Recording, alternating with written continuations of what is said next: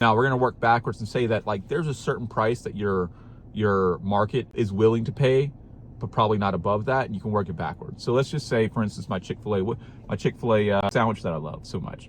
By the way, I'm sure they're pocketing massive, massive. And also, it's going to be hard for you to look at any other product the same anymore, because once you realize this arbitrage, you'll look at every product that you go and look at in Walmart and realize that for it to be in Walmart, guaranteed, it's at least a 90% profit margin. Now, don't get me wrong. There's a lot of pieces in that deal where they're getting ate up by Walmart and vendors and blah, blah, blah, blah, blah, blah, blah, between the thing. But for them to generate the $10 thing that you're buying probably costs them $1. Now, this makes you think about Dollar Tree, right? Dollar Tree is selling some shit for $1. And how are they making that $1 thing for 10 cents? That's what it actually really costs, around 10 cents. If they're doing a 90% dance, then it makes you start to wonder, like, how did they do that? And should I be buying this product in general? If it only costs them 10 cents, like, how did they actually make this happen? It's at volume. It's massive volumes is how they're doing it. Anyways, coming back to Chick-fil-A, the sandwich. For me to buy a $10 meal at Chick-fil-A, we got our Coke, we got our fries, and we got our sandwich.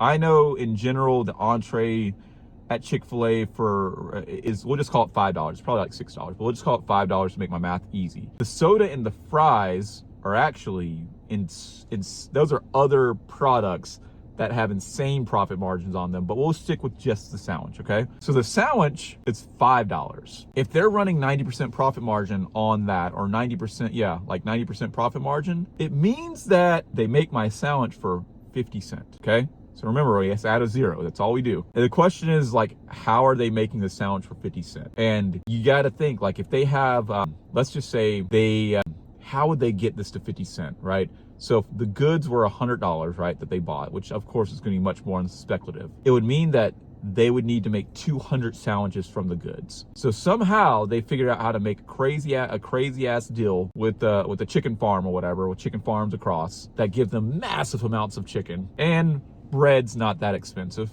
and pickles, which are not that expensive. And they're able to make all of that happen for about 50 cents.